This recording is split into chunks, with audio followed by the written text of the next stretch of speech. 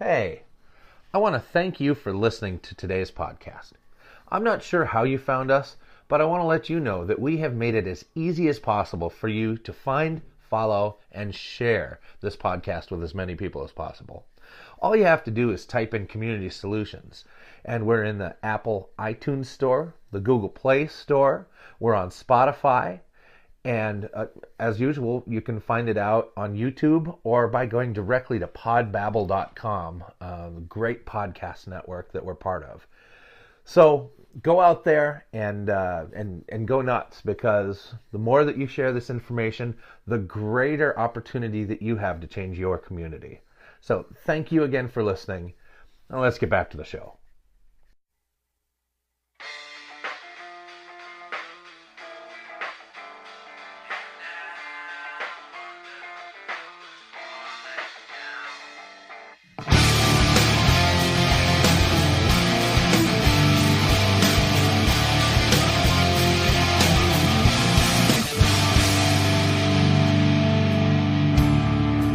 Politicians hide themselves away. They only started the war. Why should they go out and fight? They leave that role for the poor. Yeah. Time will tell on their power minds, making war just for fun, treating people just like pawns in chess. Wait till their judgment day comes. This is the Community Solutions Podcast. Andrew Richter, Jason Bradley, here for another fabulous episode that you're going to be so jacked about, we can't even wait to get into it. What's up, Andrew? Well, we can wait a little bit. I have a question. First off, who is that? Who is the singer? That is War Pigs by Black Sabbath. Oh, Black Sabbath. I've heard of them. Yes.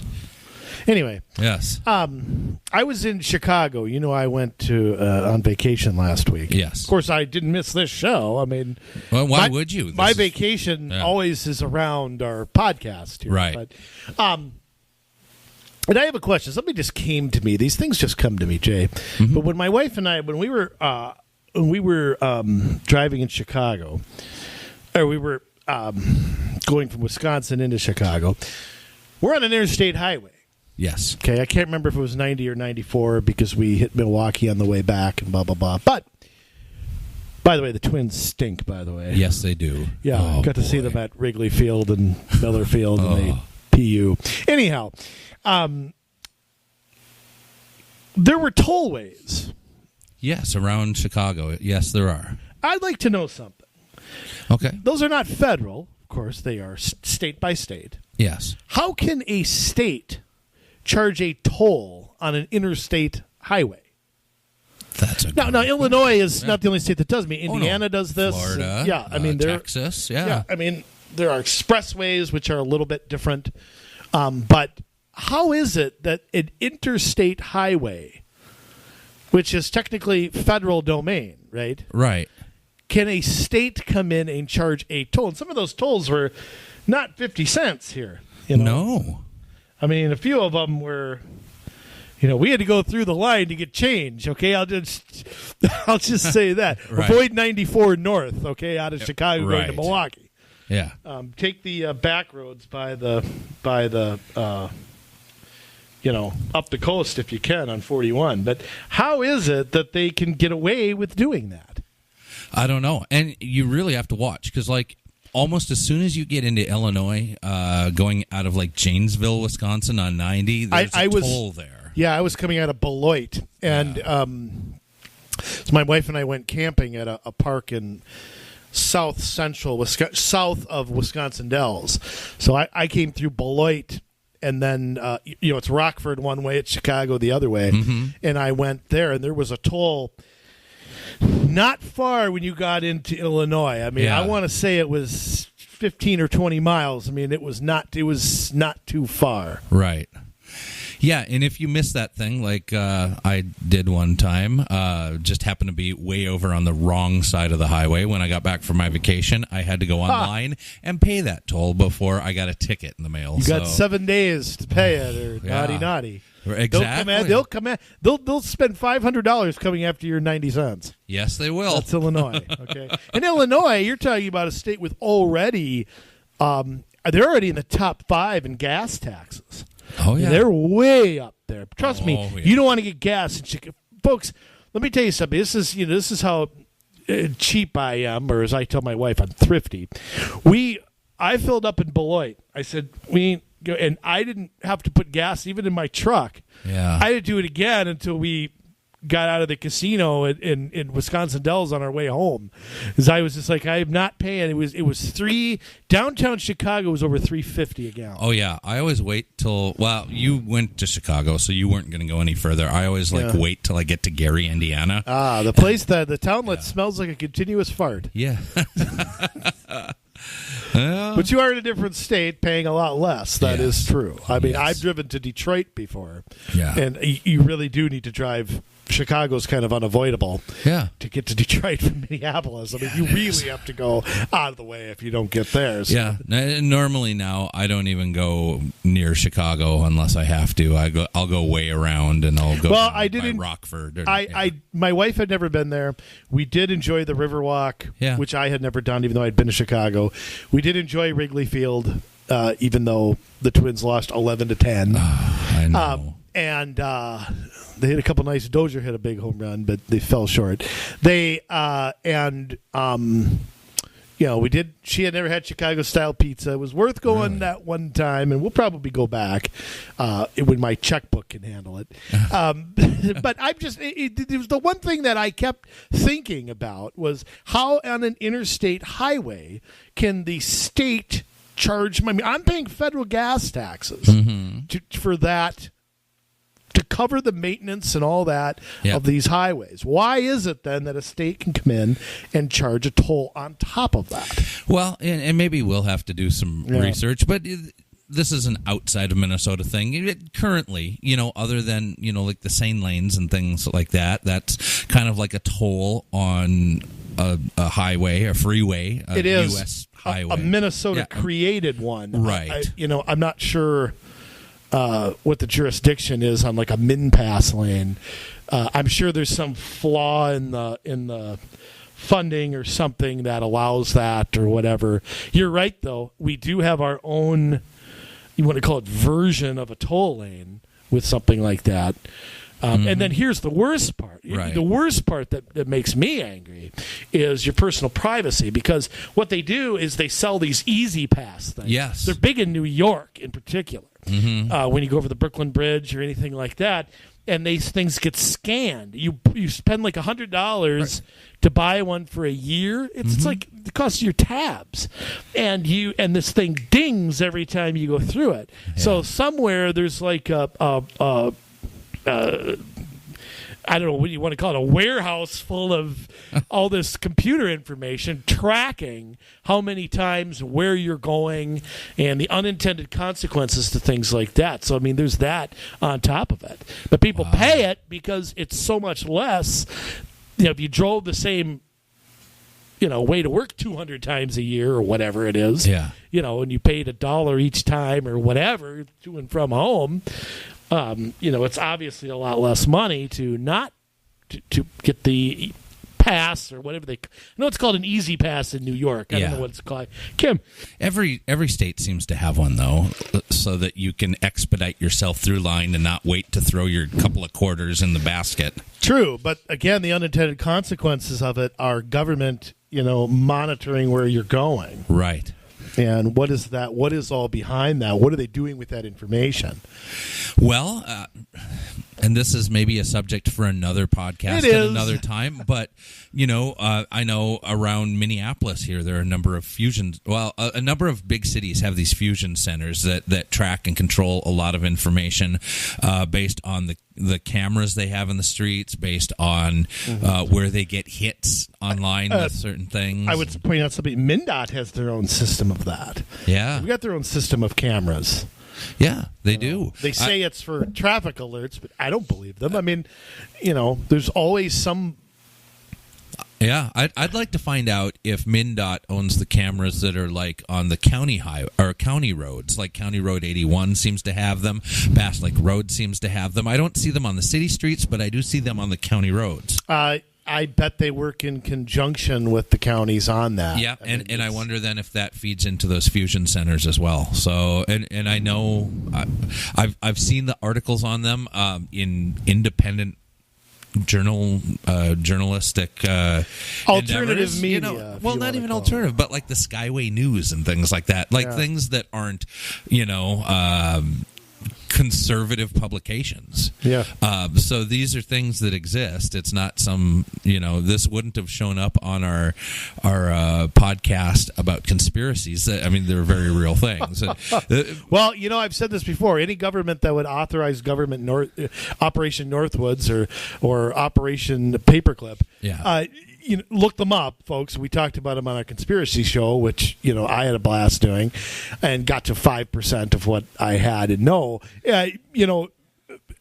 don't tell me government's not capable of something. Right. Any government that would, fake a terror attack as a pretext to invading a nation is capable of doing anything.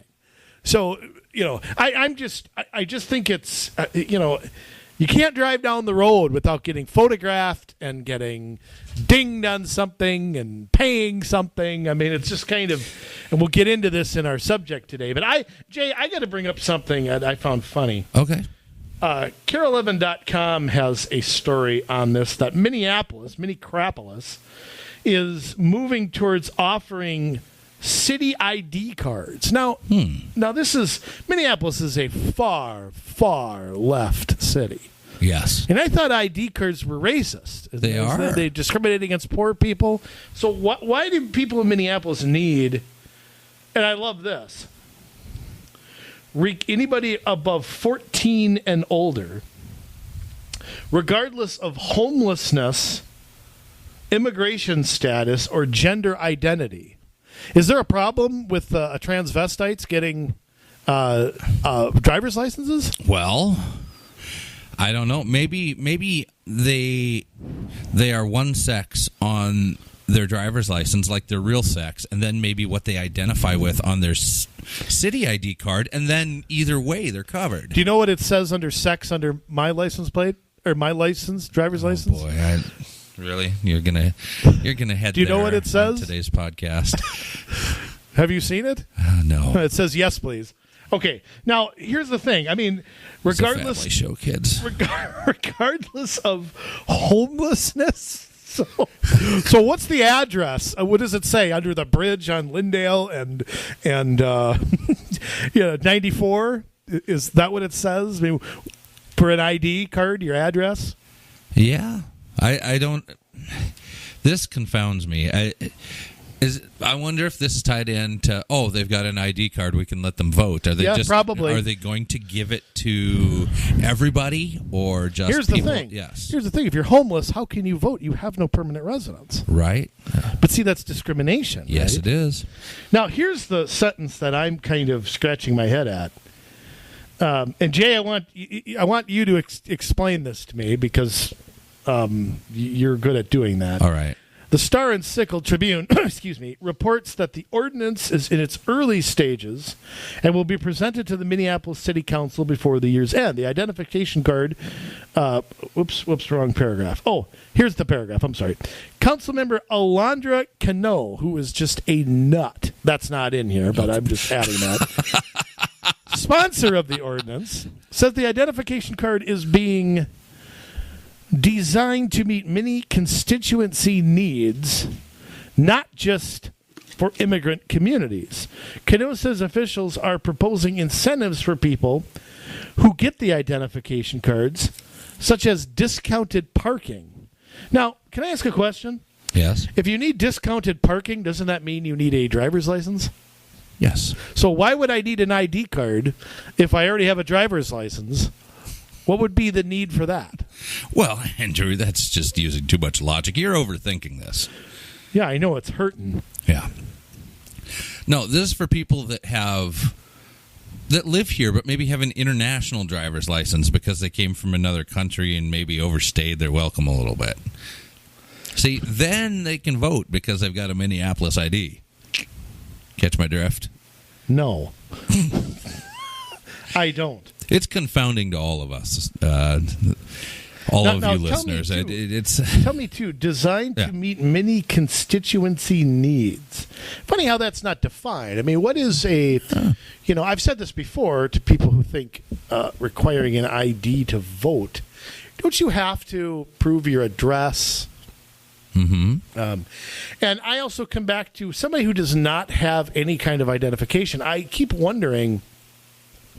First of all, I never meet these people. I mean, I have no idea who these people are. Mm-hmm. You don't encounter people who, don't have an identification. I mean, I don't know how they withdraw cash from the bank. I don't know how they get on a plane. I don't know how they open a bank account. I don't know how. It's kind of confusing to who this is servicing. Even people who don't drive have an ID. You've seen them; they have a green thing on them. This is not a driver's license, Right. So how do they buy alcohol? How do they buy tobacco? I'm just kind of lottery tickets. I mean, government requires ID for a million things. Yeah. You can't serve somebody without ID. You can't sell to somebody without ID. Nobody can drive without ID. Yet asking for an ID is at the same time racist and xenophobic and all of that crap. So how do the two positions get justified together? Yeah, it is situational. To ask for an ID card to vote is racist. To ask for it to buy alcohol is not. And if you don't ask for it to buy alcohol, you can't use the racist, that would be racist excuse. You instead get a hefty fine and possibly get your alcohol license suspended or revoked. Right. I mean, so by the same city. Doesn't a poor person have the right to enjoy a beer? If they've got the right to have their transit subsidized, how in the world is it that they don't have the right to buy a lottery ticket and support all the things that the lottery goes toward? Right. We should, if there's any of you out there in Minneapolis that own a bar or a restaurant that serves alcohol or and a I'm liquor sorry store, if you do, because you're about to pay your waiters $15 an hour exactly. plus. Let's do a little experiment. If any one of you would be willing to serve anyone that came in and asked for it without carding them, and then when you're asked, just use the "hey, that would be racist" fallback. We should try that and see how that works out. And how often do you see a homeless guy walking around the street drinking the old Jim Beam or Johnny Walker? Well, how'd they get it if they don't have an ID? Now, granted, some of them look like they're 431 years old, but, I mean, you could be homeless at any age. Right. I mean, homeless is like cancer. It doesn't know any boundaries or anything like that. So, I mean... And unfortunately, there's those members of our military that have had that happen. Yes. Coming back with PTSD or things like that, not able to find a job, and that happens or function to them. Adjust to civilian life. Right, and they have military ID cards. I think they do for a while. I don't. Eventually, I think they have that runs out. Yeah. So. I don't know. It just seems like situational politics again. It's Minneapolis being Minneapolis, and it's amazing. As much as we say Minneapolis is just doomed, and we're not gonna put the bulk of our efforts there. What happens there does tend to spread its way out into the suburbs and into greater Minnesota, and that's why we do have to talk about it, because even though we know nobody in Minneapolis is going to do anything about it, the rest of you in Minnesota that maintain a clear head can head the stuff off at the past. And you don't have to walk this road that the people in Minneapolis have to walk. Because I tell you, there are a lot of conservatives and liberals in Minneapolis. Well, there aren't a lot of conservatives in Minneapolis. Libertarians. But the ones that are there, and the liberals in Minneapolis, a lot of them agree on how bad some of this stuff is. They don't all like all the bike lanes that are going in. They don't all like a lot of these heavy-handed measures. The problem is Minneapolis is like a communist country. Those people don't have the power. The power is in city staff. The power is in endorsement. The power is in these little pockets of neighborhoods who all gather around a representative through identity politics and send them up to city council. And, of course, the mayor, who's a total nut as well. I mean, he's as nutty as the previous mayor. He's just doesn't say as many stupid things in public. It's still new. Yeah, I mean, pretty much.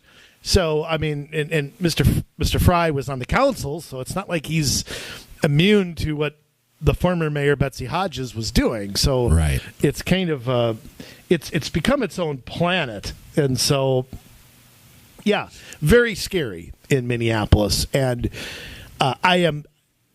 Part of me is laughing at this, and part of me is, does anybody report on this crap honestly? That's the point I see. I mean, when I read this 5-paragraph article on Carol Levin, I just can't believe somebody doesn't say, hey, if you want discount parking, don't you have to have a driver's license to do that? So what do you need a city ID card for? Yeah. I mean, where is this is a news organization. Why aren't they asking things like that? Right. Why aren't these people being put under the microscope saying, wait a minute, this isn't free? Well, you know what it is. I mean, this leads into our next topic. I just thought of this. Once again, the thoughts come to us in people who don't believe we freestyle this show for the most part. Well, we do our research. But it's it's pretty organic, and it's a good way to put it. Yeah.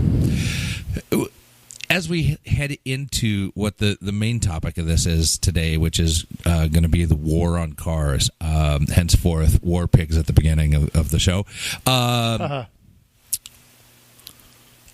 This is my idea.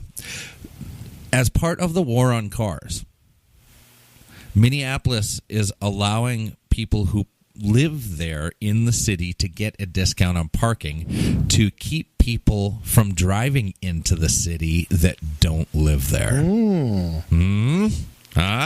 But I thought the residents were so poor they couldn't afford cars. Well, that's it. I mean, nobody's going to use the parking spots, and then they can turn them into bike lanes or something. Yeah, they'll turn it into affordable housing or something like that. Well, boy, I wouldn't put that thought past a city planning meeting there in Minneapolis. Yeah, I really wouldn't put that thought past. And the war on cars, Jay, as we have talked about in 70 episodes, I think every episode has had a touch of the war on cars. Everything from we've talked about complete streets, and we've talked about streetcars in an episode a few weeks ago. We've talked about Green Step, American Planning Association. You name it. Okay, there's this larger thing, this Cold War going on in this country between the 95% of us, okay, and then the other 5%, which is government regulators, planners, and some people with money. I mean, you want to talk about the 1% trying to control something. Okay, a car is something that government wants to regulate, get rid of. And if you think this is nuts, folks, let me just take you back. Okay, Jay, let's back up a sec. Okay. Go back to post-World War II. Okay, now prior to that, most people lived in cities. Yes. Okay, the advent of the suburb really had not taken hold yet. If you look at here in Minnesota, I mean, Crystal, the city we talk about a lot, established a home rule charter in 1960. They were around before that as a village, and then they in New Hope were one city, and so on and so forth. But the advent of the suburb, back if you look at our grandparent, you and I are close to the same age. Our grandparents' generation, the generation that grew up in the Depression, fought World War II, came back home, and then enjoyed the post-war prosperity that, in a lot of ways, we're still enjoying. The United States is a superpower. The definition of making it back then, was that home in the suburbs with the 2.7 kids or and the family dog and the white picket fence and all of that was the definition of making it back then. Then people moved out of, I'll use New York City as an example. They moved out to Westchester. They moved out to Levittown. They moved to, they left the 5 boroughs and started going into the suburbs. Yeah. Now, that required a vehicle. Yes. I mean, it just did. You can't put a train in front of everybody's driveway. You can't put a airplane on every street. You can't put a bus route every 30 seconds. That's why they're building trolleys. Well, yeah, you can't do that either. Even out in San Francisco, you still can't do that. So I mean, there's the car became part of that American dream. Right. I got my freedom. I'm out. I got my own space. I've got my house, my yard, my family, my dog, my wife, my barbecue, my.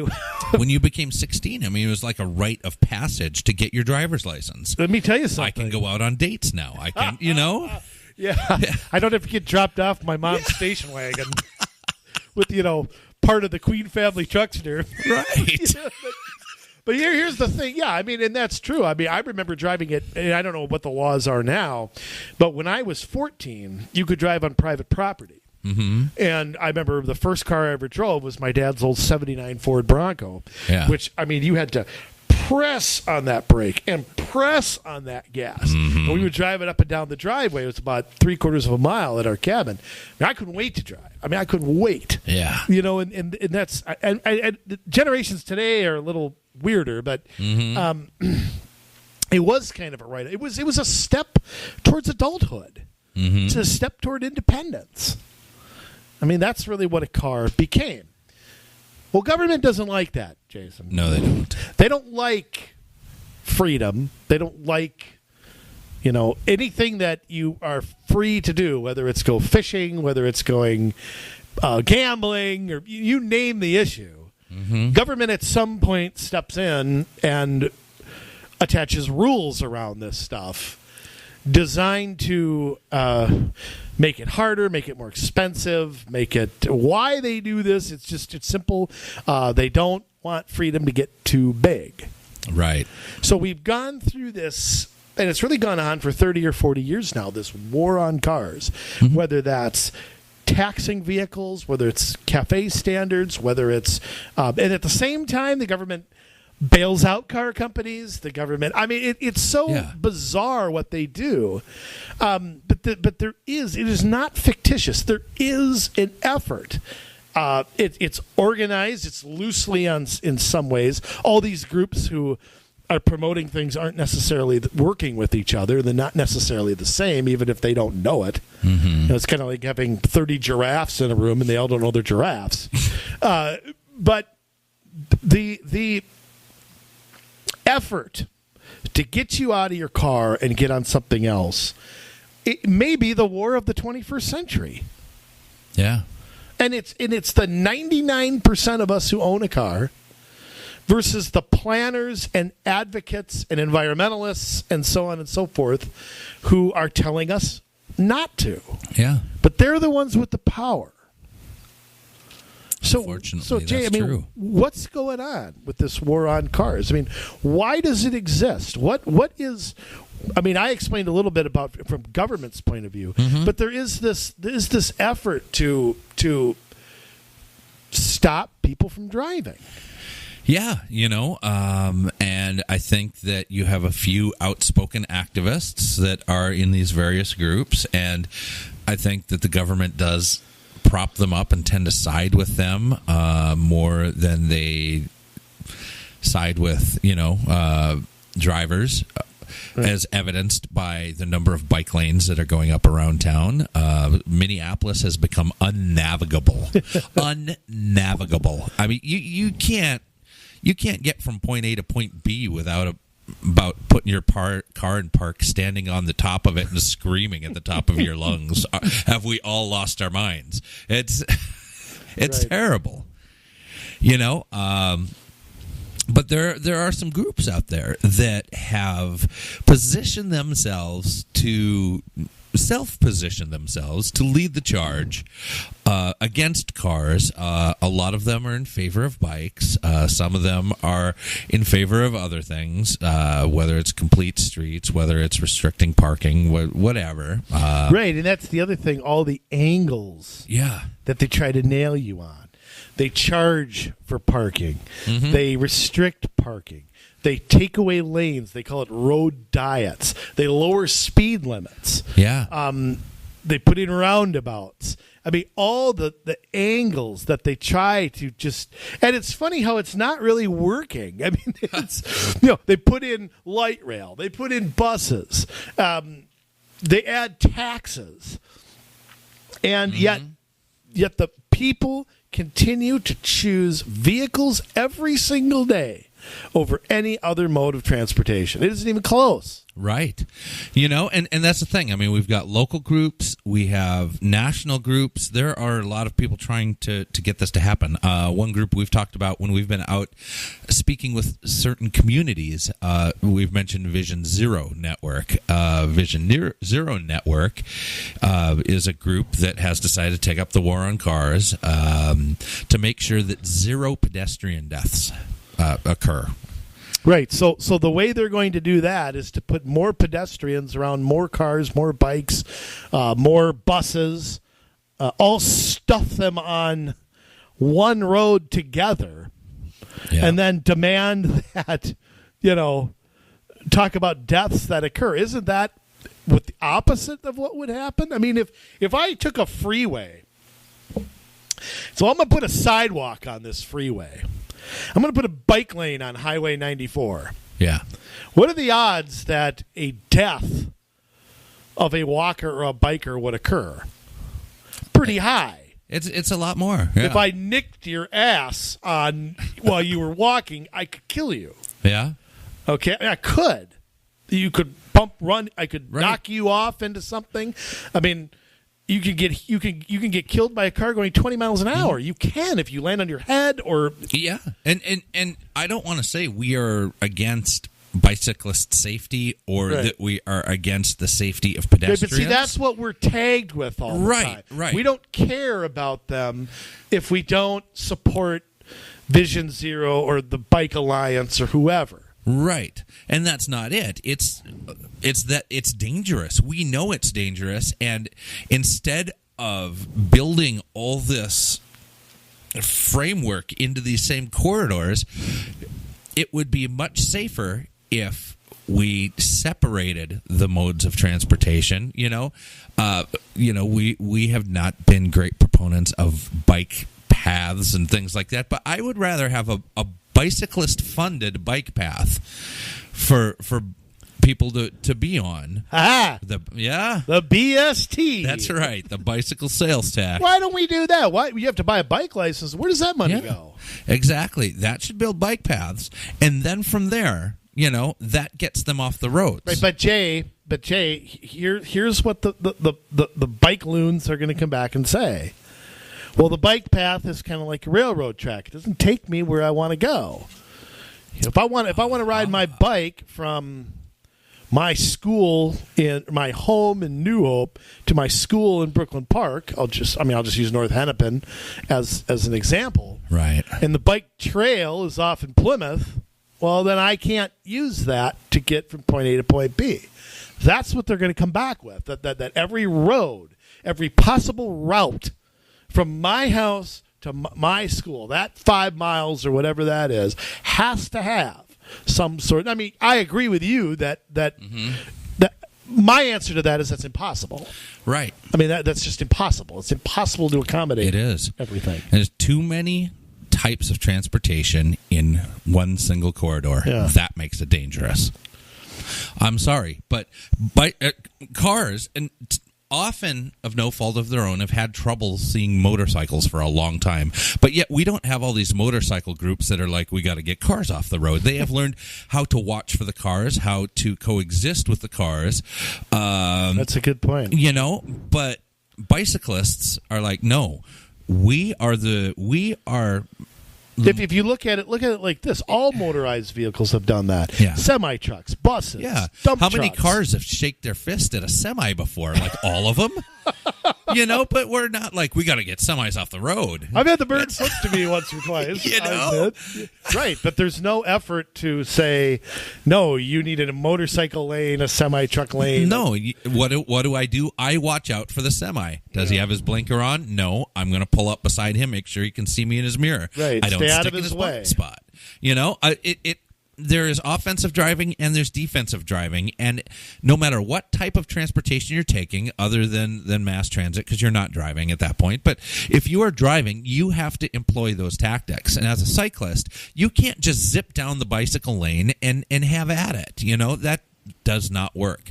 And you've got these groups that think that they come first. I suppose it's because they believe themselves to be the most vulnerable of the people on the road, that they have the right of way over everybody else, and that everybody else has to look out for them. Now, where did this start with us? I mean, why are we getting into this? There are some local groups as well. You've got Our Streets Minneapolis. I've had fun yelling at them. You've got Blocked Lanes, Twin Cities. You've got Minneapolis Bike Wrath. So there was a picture out on Twitter. I don't know if any of you saw this. June 26th, and it was a picture of, I guess, a Domino's driver, there was a driver, anyways, that was stopped in the bicycle lane, apparently, and then a bicyclist, which was behind the car and moving to the left of the car in between that and a dump truck. And there was cars parked way over on the right, where the parking lane was. So, first of all, to get into the parking lane, you have to cross the bike lane. Mm-hmm. I mean, that's the way it works. You have to cross the bike lane to get into the parking lane from the driving lane, which already is dangerous. Yeah. All right. And it's a stupid road design. It's a stupid road design, and they think they can avoid it with protected bike lanes, but then where do people park? You take away the parking. Anyways, so this car was in between the dump truck and a parked car, and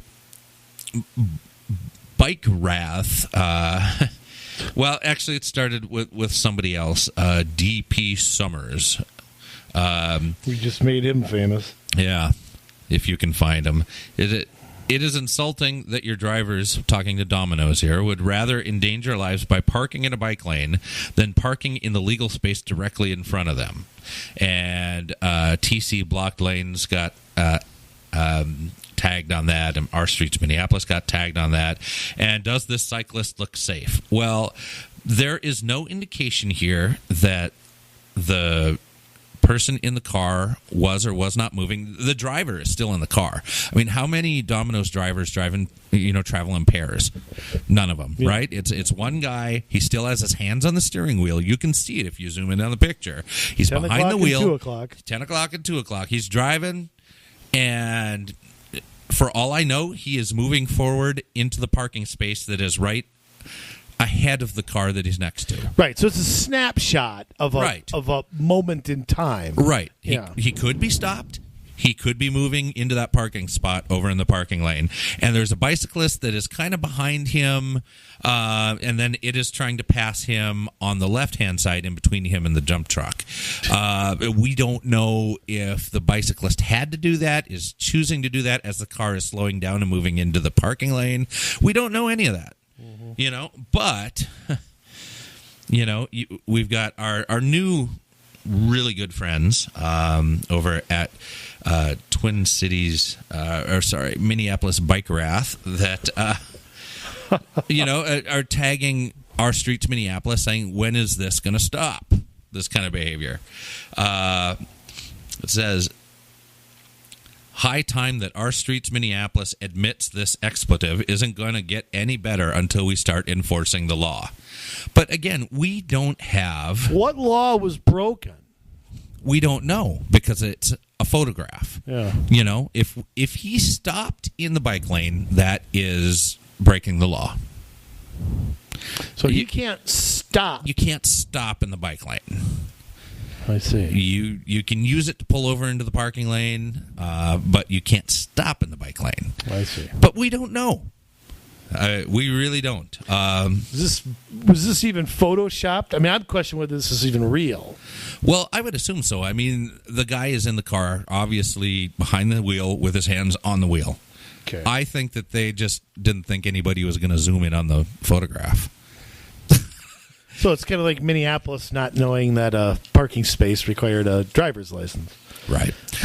So I made a comment about that. By the way, Jason's taking ownership of it. It was not me. Yeah, that's right. For once.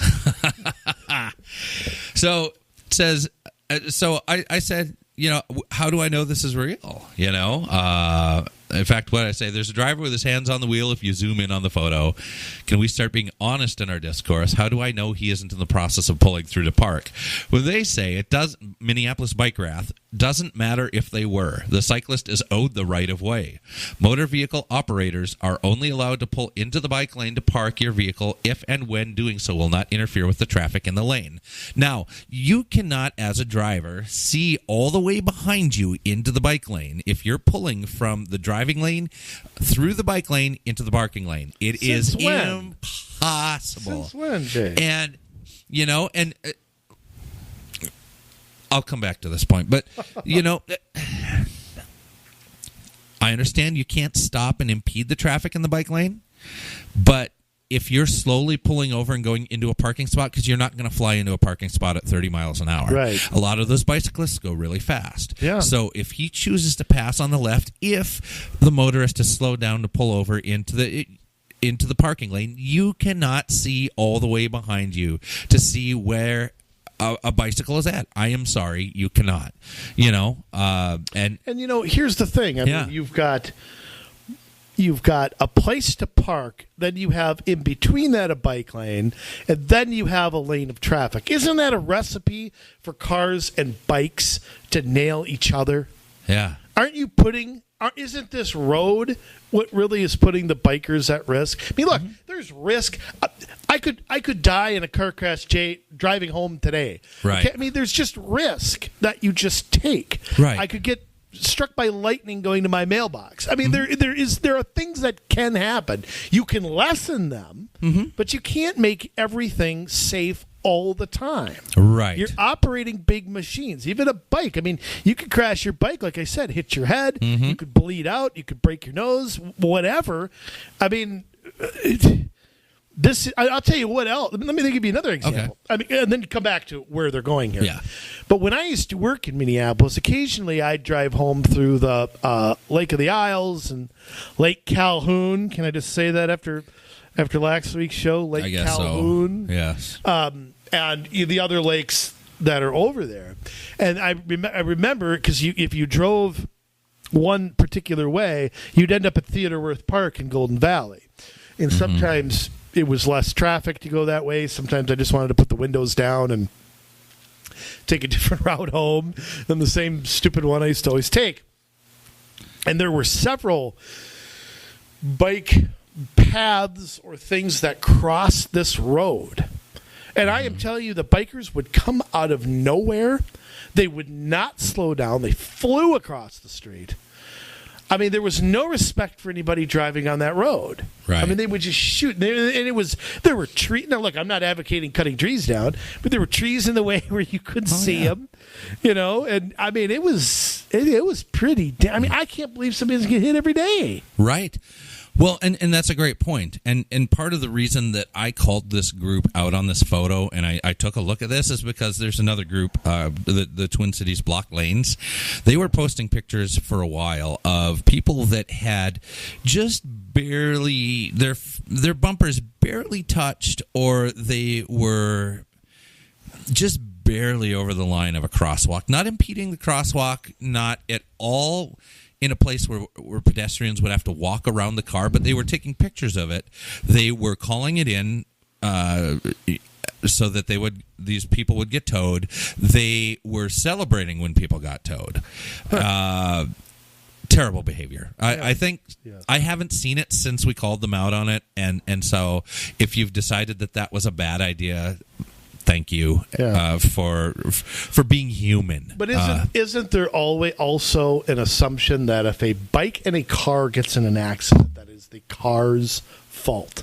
That it's always the fault of the driver? Isn't that kind of Yeah. An assumption. I might as well say this now. I mean, this is where I was going before. It is always an assumption, but how many times have we seen bicyclists break laws where they don't stop for things? In fact, in the middle of when all of this was happening, and in fact, it was during the last couple of tweets back and forth, I was actually driving through Minneapolis. I was stopped at a red light.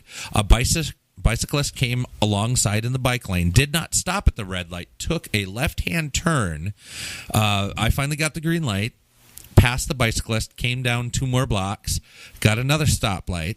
The bicyclist again took a left-hand turn without slowing down through the red light, and then came over and then crossed the street again. So again, how many laws were just broken right there? A lot. Yeah. And they want to get all sanctimonious on us and tell us that the drivers need to be the ones who are looking out for the cyclists. But when you take reckless behavior on yourself, I'm sorry, but you are responsible for your reckless behavior. Right. It's kind of like if a car ran a red light, hit another car. Yeah, or a bike, or anything. Yeah, hit whatever. A pedestrian. Hit a median or whatever. I mean, there would be consequences for that, and it would be the person who did its fault. Yeah. And then there's a victim who was just driving and got But in nailed. their minds, the cyclist is always the victim, Yes. even if they break the law.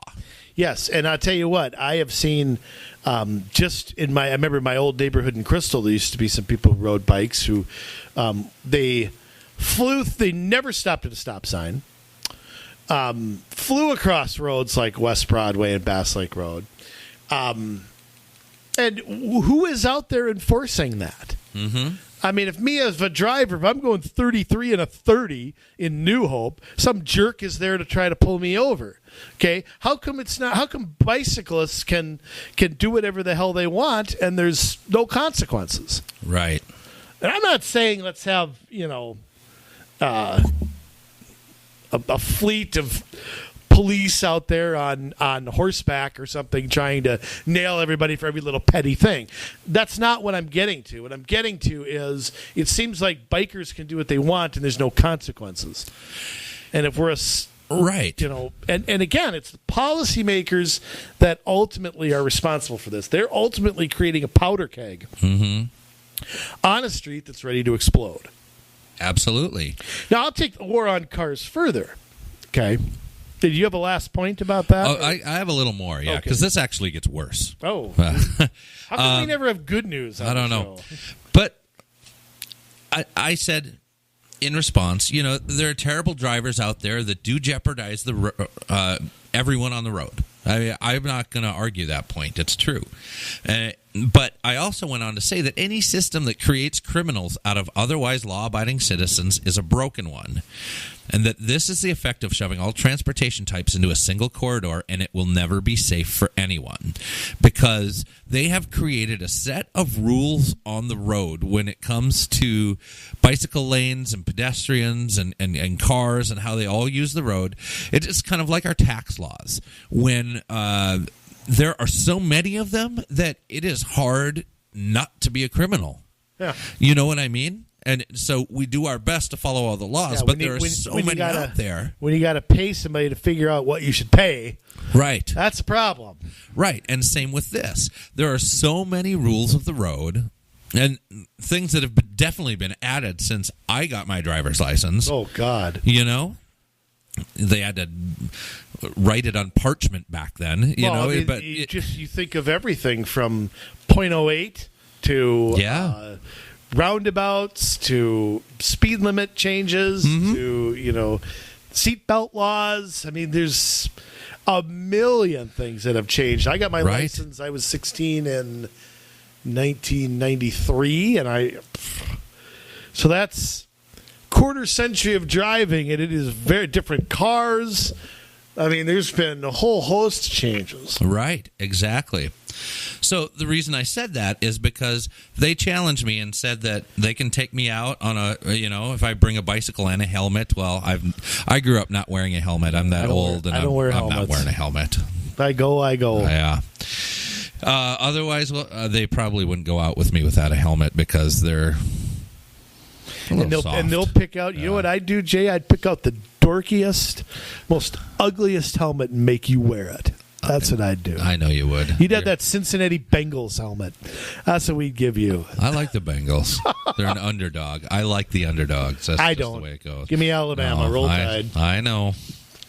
I know. All right. So otherwise, they agreed, well, we can drive in your car while I point out every law you break in our time together, and you could sweeten it with a $50 wager to the charity of my choice, and they bet that I would break the law more than 20 times. Well, that's just fantastic. You know, if you have... This is where I got into. If you have a set of rules that is that hard to follow, that I, as a law-abiding driver, an otherwise law-abiding driver, who's not speeding, who's signaling his turns, who's, you know, checking his mirrors, Puts all the that right kind guy of stuff, you know? So they come back. If you can't follow the laws you promised me and every other cyclist you would follow when you received your license to pilot a deadly machine on public land, get the expletive off the road. To put it in your own terms, integrity matters. But integrity is just trying to follow the rules, you know, to the best of your ability. But when you have created a system... they also went on that any system that they quoted me about any system that makes a criminal of otherwise law-abiding citizens is a broken one. So they wanted to throw in that, in my opinion, laws generally are a broken system.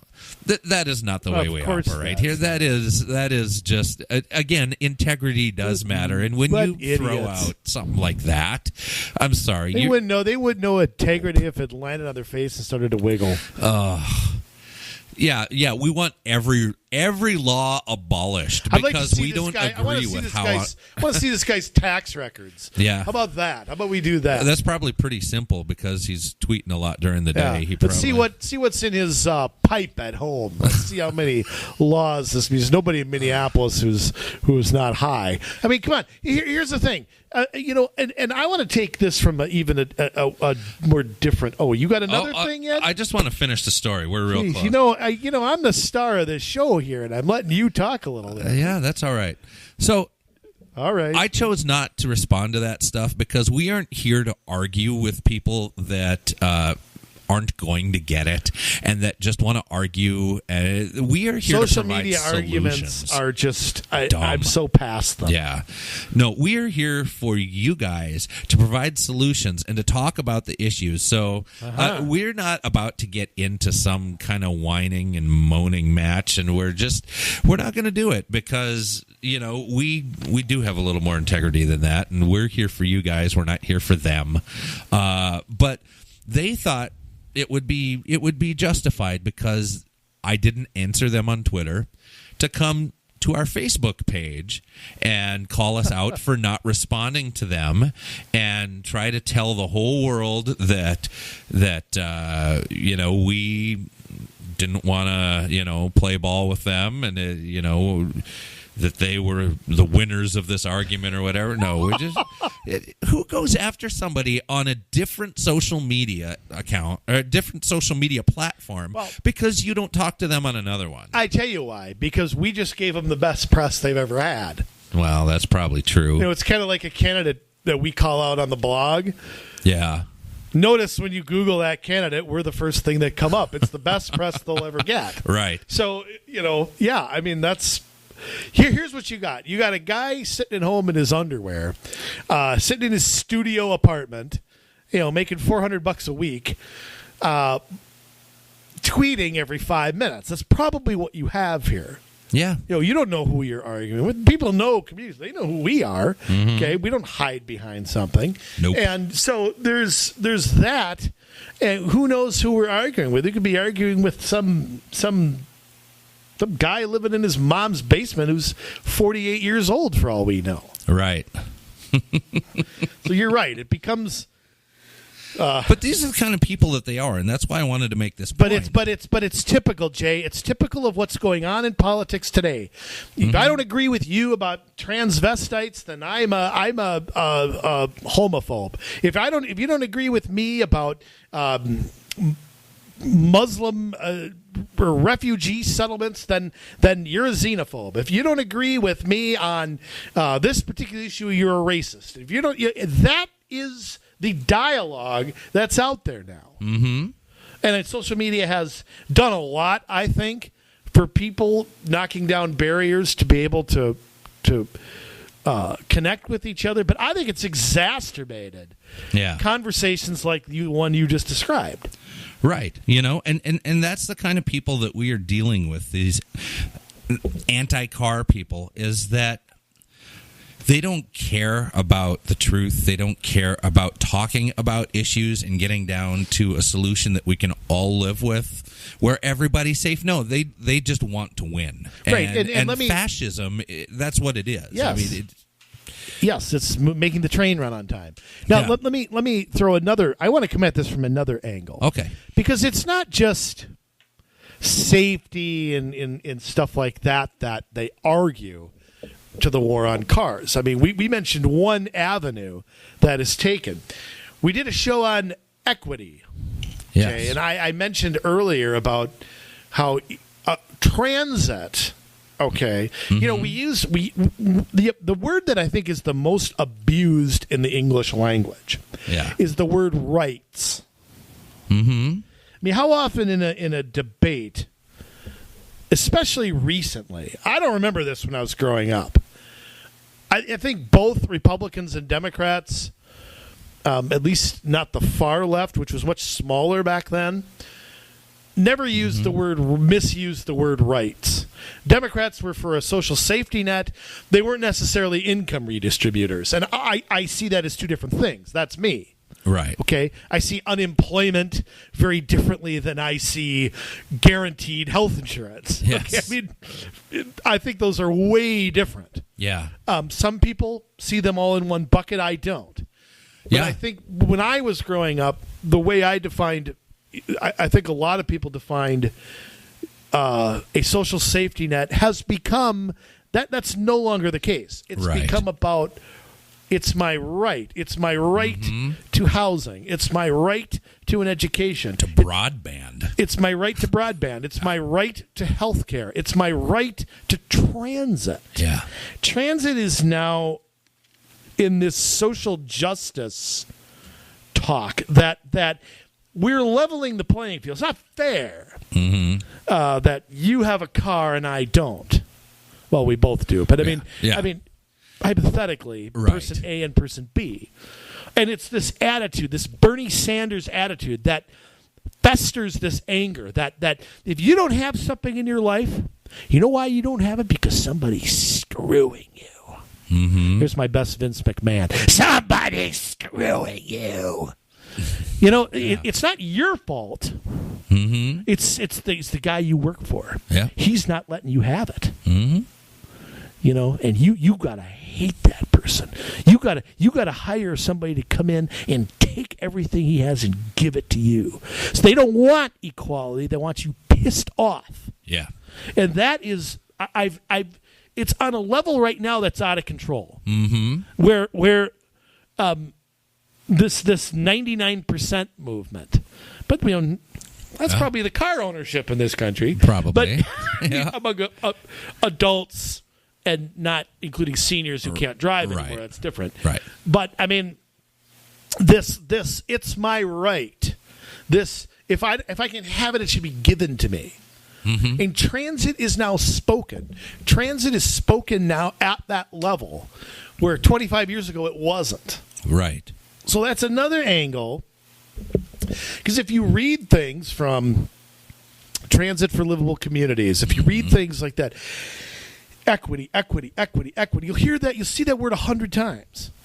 So it's now in that sphere. Yeah. It's not about options anymore. It's not about building a bike path if you choose to do that. Mm-hmm. It's now, no. We have to make it so that it's fair. We get the fair share. So how about that argument that's been out there? Oh, that's totally it. And it's not just about having bike lanes. It's not about having walking paths. It's about having the bikes available. Yeah. You know, that there are now bike sharing stations. We got affordable biking. And, right. And it's not fair when they have to be docked docked because I have to walk to where they're docked. You now have to have dockless bike systems because it's not fair for you to not be able to get where the bikes are docked. And it's, if biking isn't your thing, you can't ride a bike. That's not fair. So now we have to provide scooters. But what? Scooters. Scooters like skateboards or scooters that are like electric powered? Well, electric powered, but they look like skateboards with a handlebar. Yeah, not like Back to the Future. Yeah, Okay. not like the really small, weak motorcycles. Right? Okay. Yeah. Right. It looks like a skateboard with a handlebar. 170 pounds ago, but yeah. Yeah. So this has become a right for us to ride electric scooters around on the sidewalks, and they have to be dockless. I thought they have to be on the sidewalk, right? That's what. Well, in Denver, in Denver for sure. I don't know anywhere else, but yeah, those are those green things you keep seeing. Those lime green. Those lime green bikes, yeah. Yeah, they look kind of like baby poop color. I saw them there. My wife and I went to a Saints game a couple weeks ago, and they were down in Lower Town there. Yeah, where because that's where the Central ends over there, and they had a whole rack, and most of them were there. I mean, there weren't very many. Maybe 6 were taken out of 30. I mean, it wasn't many.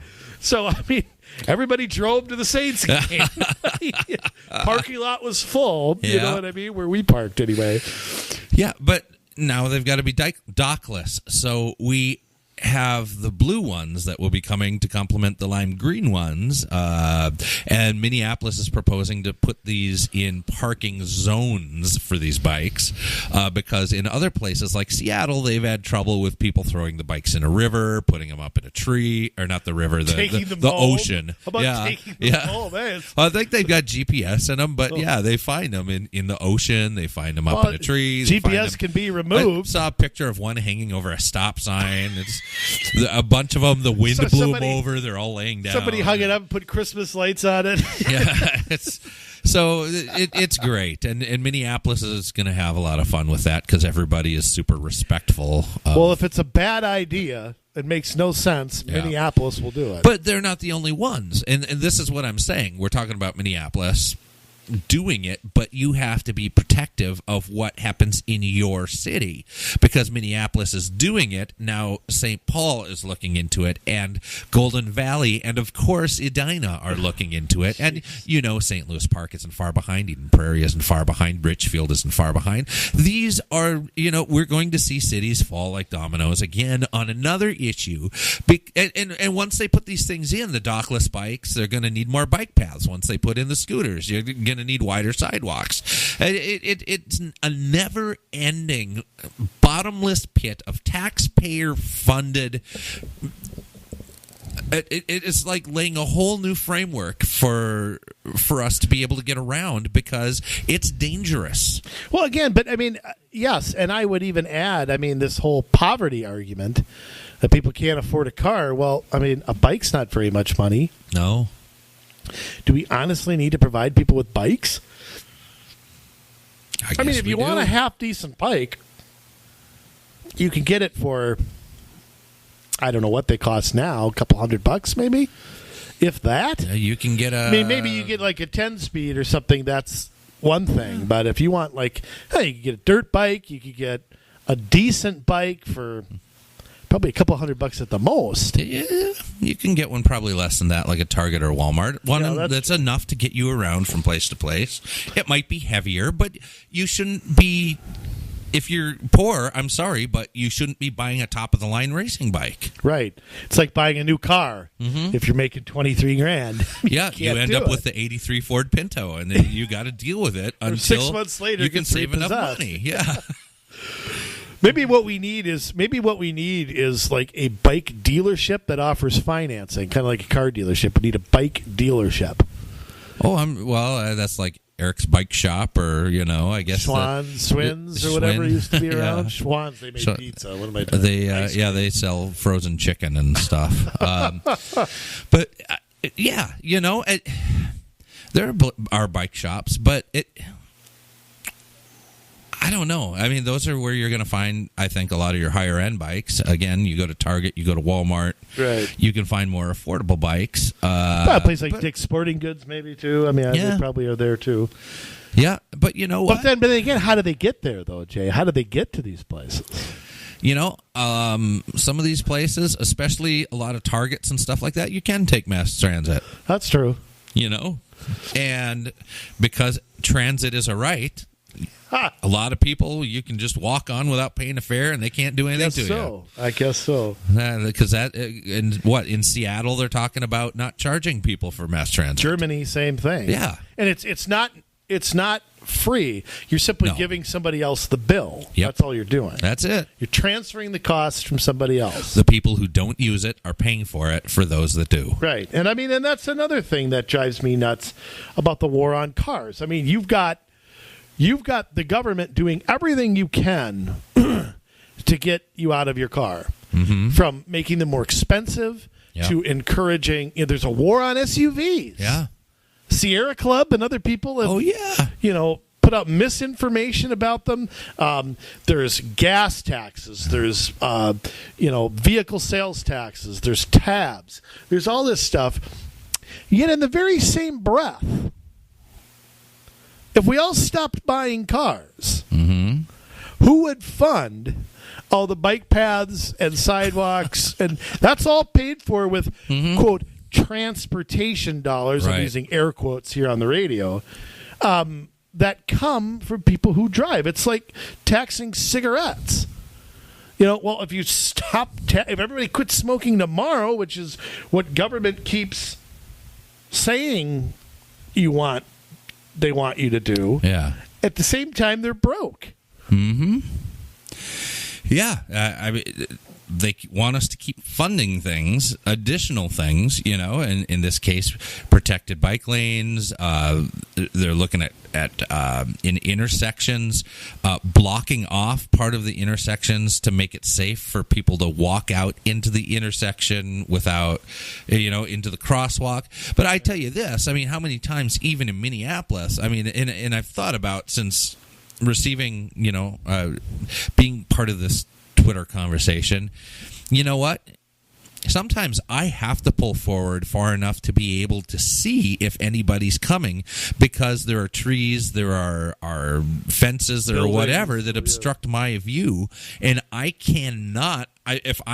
If there's a bike lane and then they move the crosswalk back because of that, and then I'm back there, I can't see if there's oncoming traffic, and I still, by law, have a right to turn right on a red light unless there's a sign present. Right, unless there's a sign, if nobody's coming. Plus, when you get on some roads, I mean, the light won't change unless you pull up to a certain spot.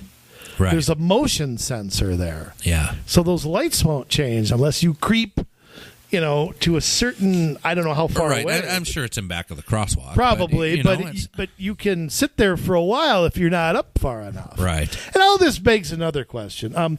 Minnesota, we have something that some other states don't have. Winter. Oh, yeah. I mean, you forget about that when it's as warm as it is now, but it does come. And it comes pretty harshly when it does come. And you see a couple people out there bundled up biking because, I don't know if it's because they want to prove a point or what it is. They can't enjoy it when it's that cold, I'll tell you that. I don't know how they do. That's why I've said before, if Minneapolis were Phoenix or Los Angeles or Miami, even Miami with all the hurricanes and the rain. Well, and all Phoenix, this time of year, could you imagine biking in Phoenix in 110? Be hard enough to do it in March or in October. But, I mean, there are places where people do bike year-round. I mean, I've been to Venice Beach in November. That's a perfect spot to bike. Yeah, it is. Yeah. You want to go ride a bike? Go ahead. I mean, people are on rollerblades. There's a whole bunch of things there. But most places you can't do that year-round. No. And I see what we're... Yeah. So car-free living is much more unrealistic in a place like Minnesota. It is, and it's funny. I mean, a lot of you in greater Minnesota are thinking, oh, you people in the suburbs are dumb, but it's going to hit you too, and it's started to. I mean, Andrew, we've never, I think, told this on the podcast. Why don't you tell the listeners your story about Orr, Minnesota quickly. Well, we haven't said that on the podcast? I don't know if we have. It's been a long time. We've said it in front of people before. Yeah. Well, I was driving up to Lake Cagatogama, which is right on the border, up 53. So I'm north of Hibbing in Virginia. And I'm trying to think of the lake in Orr, Minnesota. They have a big Isn't lake. it Pelican Lake? It could be. Yeah. Pine Mountain, that's in Bacchus.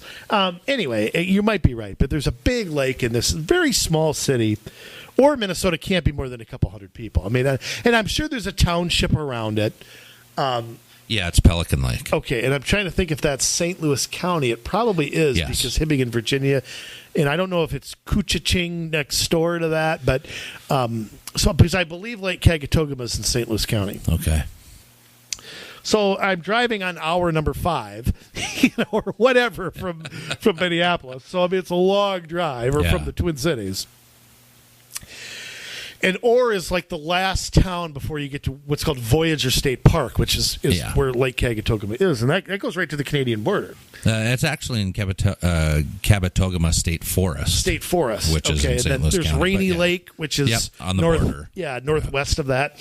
So I'm getting there, and I had to go to the bathroom. So there's it's your typical small town in Minnesota. They've got 2 bars. They've got a gas station. They've got a hardware store. They've got 4 neighborhood streets, whatever. They had a landing there at the lake. And right by there is Orr City Hall. It's on the south end of town. Yeah. And there is a big sign on the front, a huge sign. Now, it may not still be up there, but what year was this? This would be 2015, I think. It probably is then. Not that long ago. Yeah. It was on the building, not on the sign out front. And it said in huge red letters, car-free living. And I decided to pull off and investigate. Yeah. Here I am on the way to a fishing trip, and I can't get away from this stuff. Okay, I got the DNR probably on my tail, and I probably St. Louis County Sheriff's Office probably bugged my truck. We're talking about a city of 333 people. Okay, yeah, I mean it's not big. No. And I walked up to it. Now, City Hall wasn't open. I was there at like 7:30 at night. So I mean, nobody was there. Right. But they had this bulletin board behind this glass case or whatever you want to say. It was like a bulletin board, but it was protected. And there were all of these meetings and guest speakers and things that were coming. I mean, I wish I'd have taken a picture of it if I'd I thought wish you of would it. have too. Yeah, I mean, I just was so disgusted. I'm like, oh, gee, where's my gin? I just wanted to get the heck out of there and have a cold one. But anyway, so this whole thing was about car-free living in a town. I mean, you are in Orr, Minnesota. You are probably 40 miles from the nearest, what I would call large 10, 20,000 person city. Yeah. You're Hibbing in Virginia, we're at least a half an hour. And I'm not sure what's east of there, but there's nothing but small towns from, say, Grand Rapids north to the border. Right. So, I mean, there's Bemidji north, and that's further west. But, I mean, I'm thinking, how in the world could somebody in Orr, Minnesota, 365 days a year, have car-free living? We're pulling our boat to the lake with a rickshaw. Well, you can do that 5-6 months out of the year, 7 months out of the year, I don't think you can do that any months of the year. I think that's ridiculous. You're probably right there. But, I mean, it's... I mean, I was... It's not often I'm speechless, but I was pretty speechless seeing that. Like, what in the world? Mm-hmm. And I was flabbergasted. So, I mean, this point is that out in greater Minnesota, even in a town of 333 people in northern Minnesota. Yeah, this is way up there. This is the last city before you get to Canada. You can't escape this stuff. Yeah. You just can't. Well, and Jay, I mean, let's be honest here. How many what we would call war on car policies do we see in greater Minnesota, whether that's complete streets, whether that's regional trails, whether that's extra bike lanes, whether that, how many of these things do you see, more compact development, which is again all part of sort of the grand design of urban planning now. Yeah. All not car centric anymore. So, I mean, you'd see that you'll run into that everywhere, from Hutchinson to Wilmer to Little Falls to Roseau to Moorhead to Grand Rapids to Bemidji to Aiken to Mankato to Red Wing. I mean, you will run into. Maybe they're implementing it a lot slower, and maybe there isn't a lot of the same busy streets and traffic that there is in a first or second ring suburb or in a place like Minneapolis or St. Paul. But the same things are being written into the comprehensive plan. The same things are same people from the American Planning Association or from the Department of Housing and Urban Development or from so on and so forth are talking to them that are talking to people in the Twin Cities area. Yep. So you really can't escape it. No. It's impossible. And you know what? There's another aspect to this. We won't go too much longer. It's the environmentalists. Mm-hmm. The environmentalists have long identified the car as something to attack. Now, I've made the case that environmentalists are their way of, in their minds, the problem is capitalism. Yeah. The remnants of communism, people like Bernie Sanders, for example, Elizabeth Warren, people like that, who are remnants of that generation, they're old enough to be, use the environment as a way to attack capitalism. Yeah. I mean, the problem is people making money. That's the problem. Yep. Those people who make money, they make money first, and they don't care about the environment. I mean, that's the tagline that you hear from the environmentalists, that it's all about profit. Mm-hmm. While, of course, the people advocating that are all millionaires, too. Yeah, absolutely. It's okay if Al Gore makes money. Bernie Sanders has a buttload of money. Right. Where did he get it? That's what I'd like to know. What private sector jobs? Spread the wealth, buddy. Yeah, why aren't you cutting that check back to the government and letting somebody go to college for free? Yeah. I mean, I don't know where he got his money. That guy has done a private sector job his whole life. Anyhow, the point I'm trying to get at is now it's CO2 emissions. See, now it's better for the environment. Now, right. That we get cars and we go to. So if the first couple arguments don't work, okay, they have like an argument in their pocket here.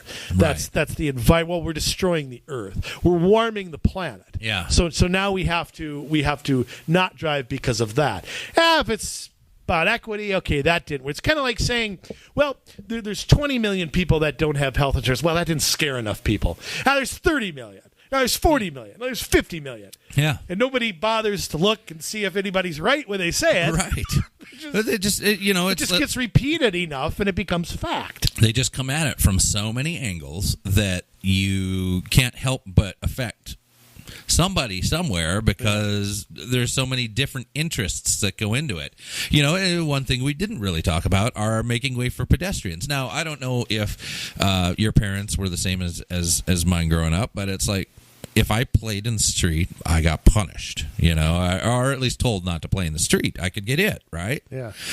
But that's not what we advocate anymore. And I think that what happened is you had a generation of people whose parents told them to stop playing in the street, and all of a sudden they want a bike in the street, they want a scooter in the street, they want to walk in the street. I played stickball as a kid in the street, but I lived on a quiet street. Yeah, and I did my too, mom said, "You get the hell out of the way," and I'll run out there and right, but with the spoon if you don't. That's not, and it's, I think because of that, you've got a generation of people leading these activist organizations. Like, This is another thing that you guys need to look for. The term open streets popping up. And in Minneapolis, they have an event every year. They're doing this again, August 5th from 11 a.m. to 5 p.m., where they shut down part of Hennepin Avenue, part of August 5th, that's a Monroe Street Northeast, part of 22nd Avenue, and part of Central Avenue Northeast, which is a super busy street. Yeah, very much so. So's Hennepin.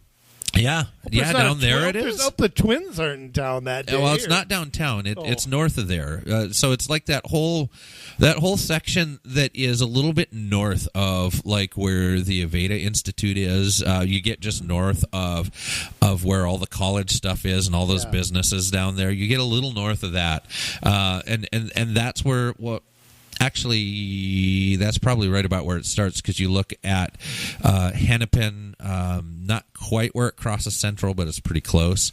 Mm-hmm. So the tagline on this is back for another year. Minneapolis residents will have the opportunity to explore and enjoy their neighborhood streets without the presence of motorized traffic.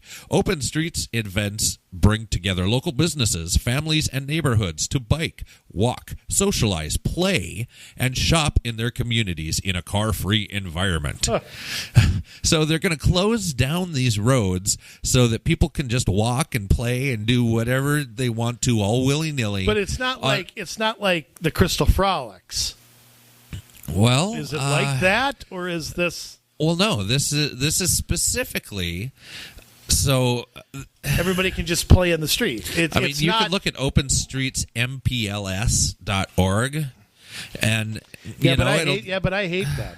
Yeah, I do too. But this is another one of those groups, and it's people. Our streets. That's another bad. They don't like my tweets. And again, look at the sponsors, Jay. Yeah, I know. Xcel Energy, AARP, Centerpoint Energy, Hennepin Healthcare, AT&T. Yep. Metro Transit, of course. Oh, sponsoring it with what? My tax dollars? Yeah.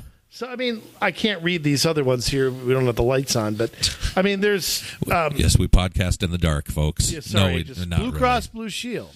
And you know what? There's another argument going on out there. Yeah. Health. Right. You know what I love? Now, Jay, I have made fun of people who I've rode the bus with in the past. Mm-hmm. All in good humor. Right. Okay? But we have to be healthier so that we have to be... and it's funny. My previous generations drove to work and back, and they were healthier than us. So why is driving identified as the reason we aren't healthy? How about all the garbage thrown in our food that's allowed by the FDA, and things like that. Anyway, we have to be healthy. Jay, let me tell you something. I can recall taking the bus a few times. Mm-hmm. I did not see I don't know how taking transit helps anybody's health, but not only did I see some of the unhappiest people on the face of the earth, but I did not exactly see pro athletes when I was on the bus. That includes the driver, by the way. Well, a lot of the drivers are... They got to sit and drive for 8 hours. That's a long time to be sitting. Yeah, and I did not see the most physically fit people riding the bus. So, if you're a biker, you're a biker.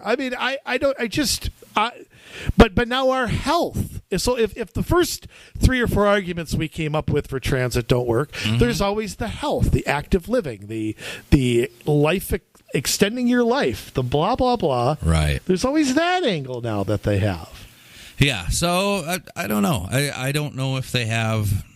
like a fair-like atmosphere. It looks like it. I'm seeing you're some talking pictures. about this open streets thing? Yeah, I was looking at it, and it looks like they have some little pop-up tents with vendors. Yeah, there are a bunch of these events, though. They have one at Lake Minnehaha, or it says Lake plus Minnehaha. There's not really a Lake Minnehaha, I guess. It goes down to Minnehaha Falls, I suppose. There's one on Franklin. There's one on West Broadway. There's one on Nicollet. There's the University of Minnesota plus Motley. Is that a crew? I don't know if that's Motley Crue or Motley, Minnesota, but that would be... You know who's going to be there? Girls, girls, girls. All right, I promised I wouldn't sing this week. Wow. I broke that. So, yeah, it's all over the place, and it's only going to spread if you don't stand up and do something about it. So that said, if you see these things happening in your community, you need to get a hold of us, because we're going to use our megaphone to shout it out to the world so that people know it's happening in your community. Hopefully raise up some people to help you to stand up to your city council and return sanity to where you live. I mean, if you're hearing this and you are in Orr, Minnesota, I'd be marching down to City Hall right now. I mean, I would shut this podcast off and march down there right now. Just think, if 20 people did that, that'd be like 7% of the city. I know. So, but we want to help you, and we want to talk about this stuff, and we want to podcast it, and we want to put it out there on social media and on our blog, but you've got to let us know. Or if you want to run for something and you say, enough is enough, I don't want this coming to my city, or it's coming to my city, I want to stop it, I want to get on an advisory commission, get a hold of us. COMMsolutionsMN@gmail.com. That's COMMsolutionsMN@gmail.com, and we will help you the best that we can. Otherwise, the best thing you can do is just pass this along to the people in your neighborhood so that they can learn about it. You can subscribe to this podcast all over the place. iTunes Store, Google Play Store, Spotify. We're always on podbabble.com, our great podcast network that we are part of. So don't be afraid to get a hold of us, and don't be afraid to step into doing something. Otherwise, it is going to be done to you. So those are your options. Do it or have it done to you. You might as well stand up for what you believe now while you have the opportunity. There's an old adage, folks, that you can't fight City Hall. We're here to tell you that's BS. Absolutely. You just can't fight City Hall because you haven't been at the work sessions before they vote on it. You go when they vote on it. That's a whole nother podcast. We'll get into that another time. But you've heard all of this now, and we've laid out a case of how crazy this all is. Now it's up to you to go do something about it. So as you're sitting there, we're wrapping this up.